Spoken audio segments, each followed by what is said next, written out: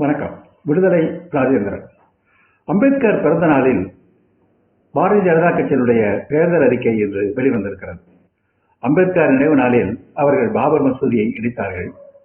பிறந்த நாளில் இன்றைக்கு அம்பேத்கர் கொள்கைக்கு குழிபறிக்கின்ற ஒரு தேர்தல் அறிக்கையை அவர்கள் வெளியிட்டிருக்கிறார்கள். ஒரே நாடு ஒரே தேர்தல், அதை கட்டாயமாக அமல்படுத்துவோம் என்று இந்த தேர்தல் அறிக்கை கூறுகிறது. அம்பேத்கர் அரசியல் சட்டத்தில் இந்தியா என்பது பல்வேறு மாநிலங்களை கொண்ட ஒரு ஒன்றியம் என்று கூறினார், யூனியன் ஆஃப் ஸ்டேட்ஸ் என்று கூறினார்.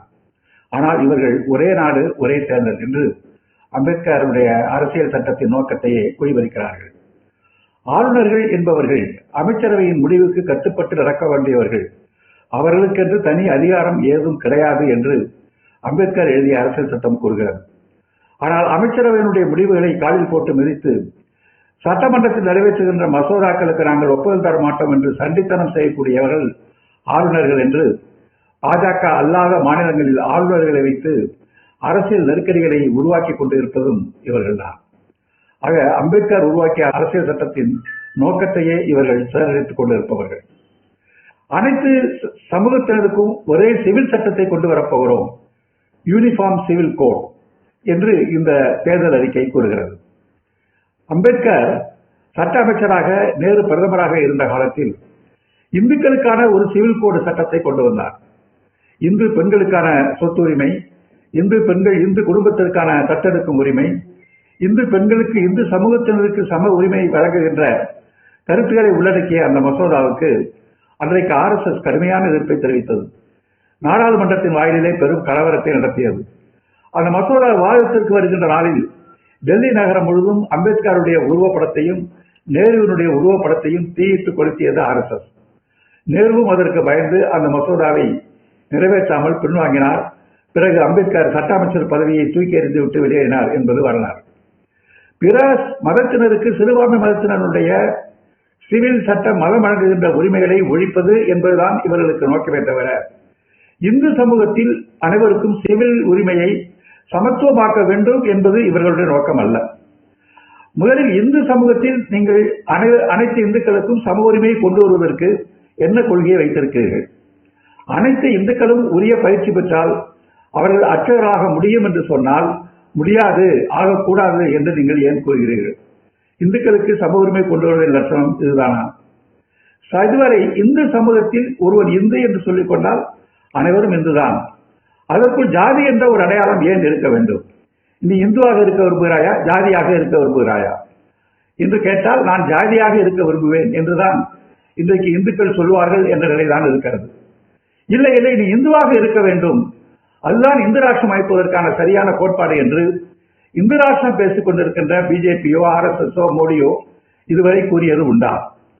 சரி, ஜாதியை வேண்டாம் என்று சொல்வது இருக்கட்டும், ஜாதிகளுக்குள் ஏற்றத்தாழ்வு இருக்கக்கூடாது, ஒருவன் மேல் ஜாதி ஒருவன் கீழ் ஜாதி என்று சொல்லுகிற நிலை கூட இருக்கக்கூடாது என்ற கருத்தையாவது நீங்கள் இதுவரை சொல்லி இருக்கிறீர்களா?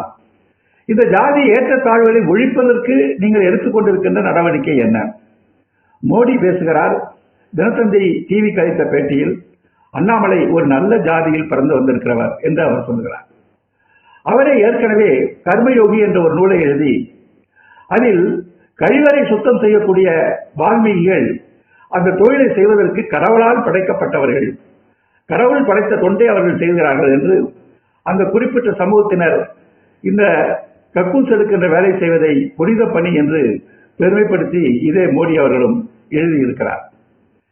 இது இந்துக்களாக இருக்கின்றவர்கள் பண்டிகை காலத்தில் அசைவம் சாப்பிடக்கூடாது. பெரும்பான்மையான உழைக்கின்ற இந்து மக்களுடைய உணவு மாட்டுக்கறி உணவு, அசைவ உணவு. ஆனால் சிறுபான்மையாக இருக்கிற உயர்தட்டு பார்ப்பனர்கள் சைவத்தை உயர்த்தி பிடிக்கிறார்கள். நீங்கள் பார்ப்பனருடைய சைவ உணவை புனிதம் என்று கூறுகிறீர்கள். பண்டிகை காலத்தில் அசைவ உணவு சாப்பிடுவது இந்துக்களுக்கு எதிரானது என்று பீகாருடைய முன்னாள் துணை அமைச்சர் தேஜஸ் நவராத்திரி விழாவின் போது அசைவம் சாப்பிட்டார் என்பதை கூறி அவரை நீங்கள் குற்றம் சாட்டி மோடியே பேசுகிறார். அப்ப பெரும்பான்மை இந்துக்களுடைய உணவை விட சிறுபான்மை பார்ப்பனர்கள் பேசுகிற சைவ உணவு தான் புனிதமானது என்று நீங்கள் சொல்லுங்கள் என்று சொன்னால் நீங்கள் அனைத்து இந்துக்களுக்கான சம உரிமை பற்றி பேசுவதற்கு உங்களுக்கு என்ன தகுதி இருக்கிறது? குடியரசுத் தலைவராக இருக்கிற பெண்மணி முர்மு அவர்கள், அவர் ஒரு இந்து தான், இந்து பழங்குடி சமூகத்தைச் சேர்ந்தவர் தான். நாடாளுமன்றத்திற்கு சட்ட ரீதியாக அவர்தான் தலைவர். ஆனால் நாடாளுமன்ற கட்டிட திறப்பு விழாவுக்கே அவர் இந்து சமூகத்திலே ஒரு பழங்குடி பெண், அதுவும் கணவனை இழந்தவர் என்ற காரணத்திற்காக அதற்கு அழைப்பு கொடுக்காமல் நாடாளுமன்றத்தினுடைய திறப்பு விழாவுக்கே அவரை புறக்கணித்து அவமானப்படுத்தியது நீங்கள். இதுதான் இந்துக்களுக்கு சம உரிமையை வழங்குகின்ற லட்சணமா? அதுவும் குடியரசுத் தலைவர் பெண்மணியாக இருக்கிறவருக்கு இந்த நிலை.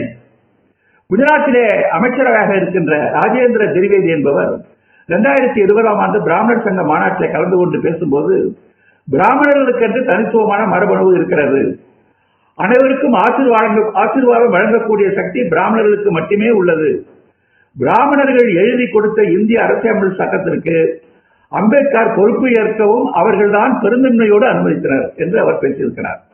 இந்த பேச்சை நீங்கள் என்றைக்காவது கண்டித்ததுண்டா? உங்கள் கட்சியின் அசாம் முதல்வராக இருக்கின்ற ஹிமந்த் பர்வா பிராமண சத்திரிய வைசிய சூத்ரன் என்பது ஏற்றுக்கொள்ள வேண்டியது, பிராமணர்கள் தான் அனைத்திற்கும் மேம்பட்டவர்கள் என்று அவர் பேசுகிறார். இன்றைக்கு காங்கிரஸ் கட்சி தேர்தல் அறிக்கையை பாகிஸ்தானுக்கான அறிக்கை என்று அவர் தான் கூறுகிறார். அவரை நீங்கள் என்றைக்காவது கண்டித்ததுண்டா? உங்களுடைய கல்வி ஆராய்ச்சி கழகம் மனுஸ்மிருதியை பாடநூலில் சேர்ப்பதற்காக, அதை பற்றி ஆராய்ச்சி செய்து மனு சாஸ்திரத்தை சேர்க்க வேண்டும் என்பதற்காக 1000 கோடி அதற்காக நிதி ஒதுக்கீடு செய்து ஆய்வு செய்து கொண்டிருக்கிறது, மனு சாஸ்திரத்தை பாடநூல்களில் சேர்க்க வேண்டும் என்பதற்காக. இன்னொரு பக்கம் வர்ணாசிரமத்தை உயர்த்தி பிடிக்கின்ற பகவத்கீதை, 4 வர்ணத்தையும் நான் தான் படைத்தேன் என்று சொல்லுகிற பகவத்கீதையை இந்தியாவினுடைய தேசிய நூல், புனித நூல் என்று நீங்கள் ஒரு பக்கம் பேசிக் கொண்டிருக்கிறீர்கள். ஆக சாதியை ஏற்றத்தாழ்வுகளை ஏற்றுக்கொண்டு இந்துவாக இருக்க வேண்டும் என்று நீங்கள் சொல்கிறீர்கள். இந்து சமூகத்திற்குள்ளே சமநிலை உருவாக்காத நீங்கள் பிற சமூகத்தினுடைய சட்டங்களை கைவைத்து அனைவருக்கும் பொதுவான சிவில் சட்டம் நீங்கள் பேசுவது என்பது உங்களுடைய பச்சை மனுவாதத்தை தான் வெளிப்படுத்திக் கொண்டிருக்கிறது.